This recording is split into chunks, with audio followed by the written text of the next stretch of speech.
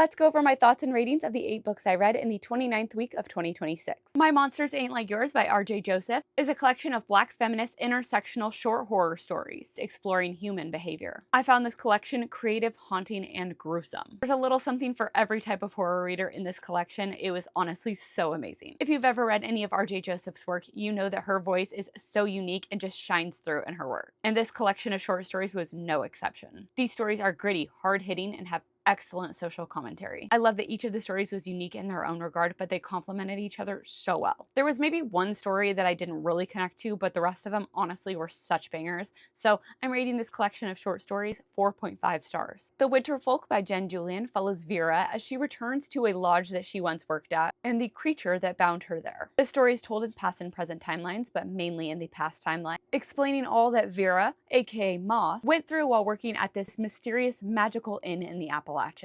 I definitely went into the story expecting a folk horror, and while it does definitely have those elements, it leaned in way more into the fantasy and romance elements, and that's just really not my vibe. The concept itself and this lodge I thought was really intriguing though. It's called Deer Haven, and everybody that works at this place gets an alias. They don't use their real names, and when they complete the season of working there, they get whatever wish granted that they made at the beginning of this journey, like making a deal with the devil vibes. So there's magic and creatures and a mystery vibe about it. Sort of had this like haunting fairy tale atmosphere to it. I would also say it has like this kind of cult-like feel to it. The host of this inn, Dr. Oslin, is this antlered like man creature, and Vera, aka Moth, gets like this weird attachment and like super fondness of him, where she's willing to do just about anything to please him. It did have a good mix of ambiguity that I appreciated, but yeah, ultimately this book just wasn't my vibe and didn't really align with my taste. It really just focused on elements that I don't connect to, and I honestly just had a really hard time connecting to any of the characters as well. I don't think this is a bad book, it just really wasn't my taste, so I'm rating it 2.5 stars. They Say a Girl Died Here by Sarah Pinborough publishes on August 25th, and it follows Anna as she's taking care of her elderly grandmother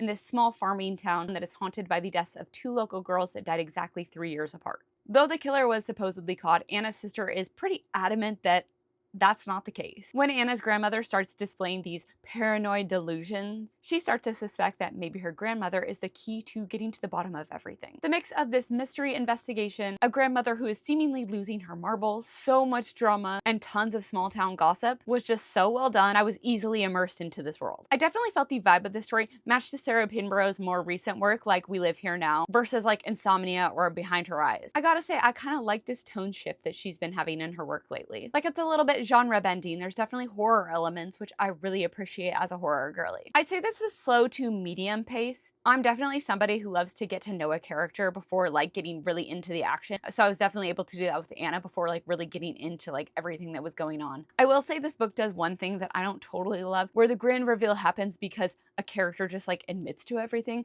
I don't know, I think it's just like a little bit too convenient and is a little bit of a pet peeve of mine. Overall though, I had an amazing time with this and I rated it 4.25 stars. Bad Intentions by Ileana Zander publishes on August 25th, and this follows Josie as she is taking care of her grandmother and she starts to dive into her family's dark past. She was raised by her grandmother, she never knew her mother, and she doesn't know who her dad is. She's always been begging her grandmother for answers, but she's never gotten them, and then she's contacted by someone who is willing to tell her what's up.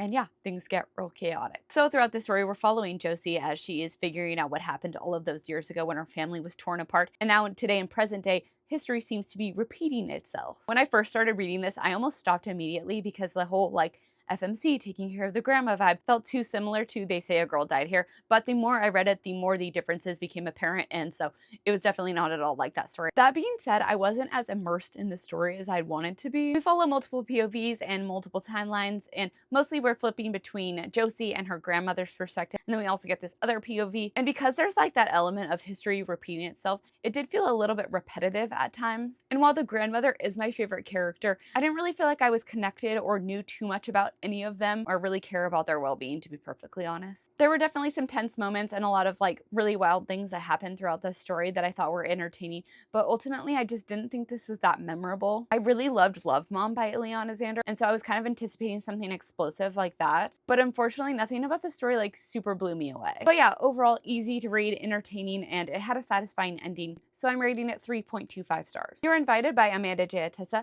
follows Amaya, and she is invited to her ex-best friend Kavi's wedding in Sri Lanka, and they haven't talked in years, and so she's very surprised to get this invitation, and she's even more surprised about who Kavi is marrying, because Kavi is marrying Amaya's ex-boyfriend. It is revealed very early on that Kavi goes missing and that Amaya is the prime suspect. She just has a ton of history with his family, and she seems like the obvious person to have done this. It's also obvious from the beginning that Amaya is withholding information. Now, I will say, when I'm reading a story in first person and the twist is that they're withholding information, I really don't like that, so I did appreciate knowing up front that she's hiding something. I still think it would have been better if it was written in third person, but I digress. I loved the Sri Lankan elements and exploration of their culture. I always enjoy diversifying my read and learning about other cultures through fiction, so that's just something I really love about Amanda Jayatissa's work. I will say there's definitely some rich people behaving badly, some like money motivated kind of stuff that I do not get on with and don't care for, but honestly that wasn't like the meat of the story, and there were so many other things going on that I was able to